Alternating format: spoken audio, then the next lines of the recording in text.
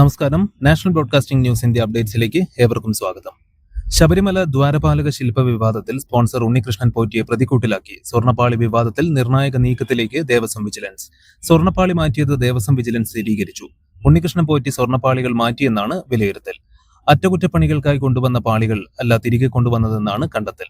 2019 ഉണ്ടായിരുന്ന സ്വർണ്ണപ്പാളികളുമായി ഒത്തുനോക്കിയ ഫോട്ടോ പരിശോധനയിലാണ് വ്യത്യാസം കണ്ടെത്തിയത്. ദേവസ്വത്തിലെ വിദഗ്ധരാണ് മാറ്റം കണ്ടെത്തിയിരിക്കുന്നത്. കൂടുതൽ പരിശോധനകൾക്കായി വിജിലൻസ് നടപടികൾ ആരംഭിച്ചു. പാലക്കാട് ജില്ലാ ആശുപത്രി ചികിത്സാ പിഴവിൽ നടപടി. 9 വയസ്സുകാരിയുടെ കൈമുറിച്ചു മാറ്റിയ സംഭവത്തിൽ 2 ഡോക്ടർമാർക്ക് suspension. Doctor Mustafa, doctor Sarfaraz എന്നിവരെയാണ് അന്വേഷണ വിധേയമായി സസ്പെൻഡ് ചെയ്തത്. DMO നൽകിയ റിപ്പോർട്ട് തള്ളിയാണ് സർക്കാർ നടപടി. സാഹചര്യങ്ങൾ വിലയിരുത്തിയ ശേഷം ഉചിതമായ നടപടികൾ സ്വീകരിക്കുമെന്നാണ് ആരോഗ്യമന്ത്രി വീണ ജോർജ് കുടുംബത്തിന് ഉറപ്പ് നൽകിയിരിക്കുന്നത്. കഫ് സിറപ്പ് കഴിച്ച് കുട്ടികൾ മരിക്കാനിടയായ സംഭവത്തിൽ കേരളത്തിലും ജാഗ്രത. പരാതിക്കിടയാക്കിയ കോൾഡ്രിപ്പ് സിറപ്പിന്റെ സാമ്പിളുകൾ ഡ്രഗ്സ് കൺട്രോൾ വിഭാഗം പരിശോധനയ്ക്ക് ശേഖരിച്ചു. 170 ബോട്ടിലുകളാണ് കേരളത്തിൽ നിന്നും ശേഖരിച്ചിരിക്കുന്നത്. കോഴിക്കോട്, മലപ്പുറം, കണ്ണൂർ മേഖലകളിൽ നിന്നാണ് ഇത് ശേഖരിച്ചത്.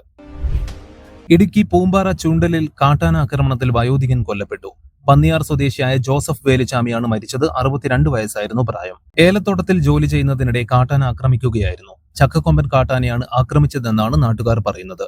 മൃതദേഹം സ്ഥലത്തു നിന്ന് മാറ്റിയത് സംഭവം നടന്ന് അരമണിക്കൂറിന് ശേഷം RRT ടീം എത്തിയതിനു ശേഷമാണ്. പോസ്റ്റ്മോർട്ടം പരിശോധനയ്ക്കായി മൃതദേഹം അടിമാലി താലൂക്ക് ആശുപത്രിയിലേക്ക് മാറ്റും.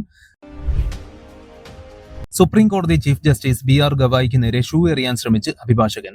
1-ാം നമ്പർ കോടതിയിൽ നടപടികൾ പുരോഗമിച്ചുകൊണ്ടിരിക്കെയാണ് 71 വയസ്സുള്ള രാകേഷ് കിഷോർ എന്ന അഭിഭാഷകൻ ചീഫ് ജസ്റ്റിസിന് നേരെ അതിക്രമം നടത്തിയത്. കൂടുതൽ വാർത്തകൾക്ക് വേണ്ടി കേൾക്കൂ നാഷണൽ ബ്രോഡ്കാസ്റ്റിംഗ് ന്യൂസ് ഇന്ത്യ.